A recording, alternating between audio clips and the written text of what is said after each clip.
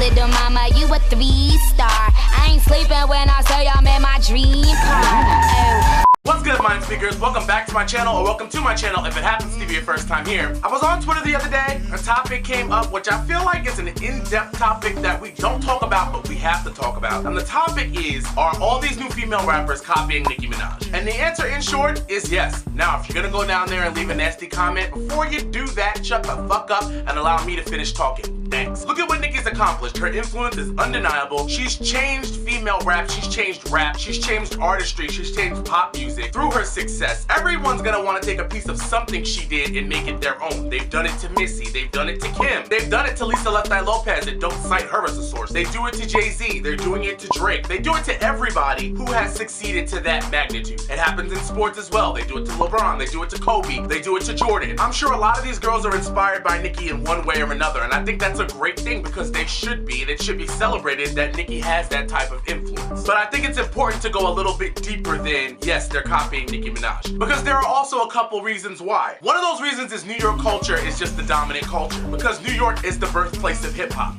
So a lot of the things what Nicki did, the way she spoke, her harsh bang, her bamboo earrings, a lot of her style, a lot of her rap style was inspired by where she grew up. It's inspired by where she's from. And so with New York culture being the dominant culture now and everybody wanting to make a Timberland meme or some type of dead-ass facts joke, people who aren't even from New York are taking from New York culture even more now than ever. So you may find a girl who's from Houston or St. Louis or Florida that has pieces of what a New York girl would have. A lot of that we see in Cardi B, the similarities between Cardi B and Nicki Minaj. Of course there's going to be similarities because Cardi B is obviously influenced by Nicki, as is every woman who is going to rap. They're going to copy a piece of the blueprint. If you don't want to admit that she's the entire blueprint, that's fine, but you can't deny that she's a piece of it. But there are a couple things that Cardi does that are similar to Nicki Minaj, which is just New York shit. Like some of the hair she chooses to wear, or the nails, or like, you know, stylistic things. But I like what's unique to Cardi B is that what Nicki Minaj doesn't have. Nicki's Trinidadian, she has a Trinidadian flair to the things she does. Cardi has a Dominican flair. I mean, you see she has a collection of Dominican blowout wigs because it's expressing her culture, it's telling her story.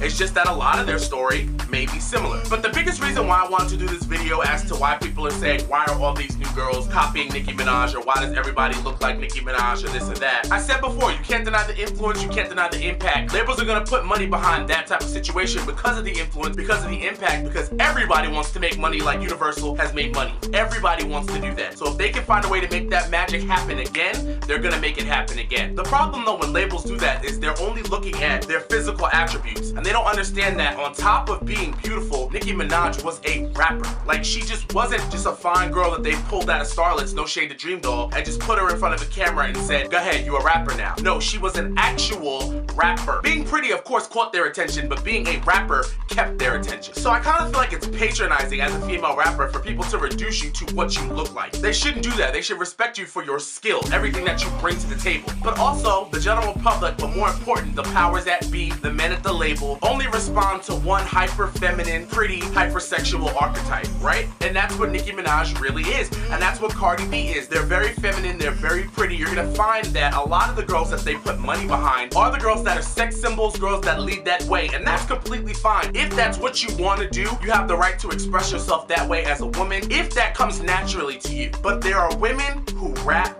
that does not come naturally to. There are women who rap who don't fit that archetype, who don't fit that mold. So there are girls like Rhapsody, like Angel Hayes had a huge problem with that when she came out in 2012, and like newly LaKaylee 47, which I'm interested to see how they're going to incorporate her into the fold because she is extremely talented. Singer, producer, and a rapper, but she doesn't respond to the hyper-feminine archetype. She doesn't respond to the hypersexual female rapper Lil Kim, I'm Mama, Miss Savannah shit. She doesn't. So it's not that every single female rapper copies Nicki Minaj, it's that the opportunities and the attention are only afforded to women who follow the Nicki Minaj archetype. And so we don't want to keep seeing everyone being one of Nicki Minaj's sons. We don't want to keep seeing the same type of female rapper. It's important for us as consumers to support women who don't only follow that mold. But I will say the reason why Nicki Minaj is the only Nicki Minaj and will forever be the only Nicki Minaj is because the powers that be only want to find the face value of what Nicki is. It's almost like they completely forgot why everybody lost their head during the cypher. It was like, oh, she's fine, and then she raps. You know what I'm saying? Is she got our attention by being gorgeous, but she kept it with her skill. So I just think it's important to understand those things, that there are other female rappers, it's just that the money goes behind what seems to be working, but people just aren't putting money and attention behind women who rap and rap well and don't respond to that hyper feminine archetype. So take with that what you will. Those are just my thoughts on why everyone seems to be copying Nicki Minaj. They can't recreate the magic if they can't rap. You can pull any girl off of Love and Hip Hop. You can find any light-skinned fire John off the gram. If she can't rap, she'll never be the next Nicki. But it's important not to just find the next Nicki. It's important to find the first somebody else. And there are other girls who are doing that.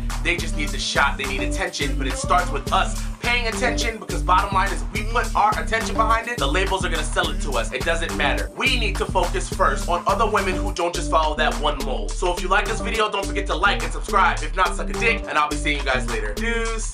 You don't get a badge of honor as a tough guy for killing a child. And not only that, but nobody is afraid of a nigga who's shaped like Tito from Rocket Power. George Zimmerman looks like every stockroom employee in Nevada. Nobody is afraid of you.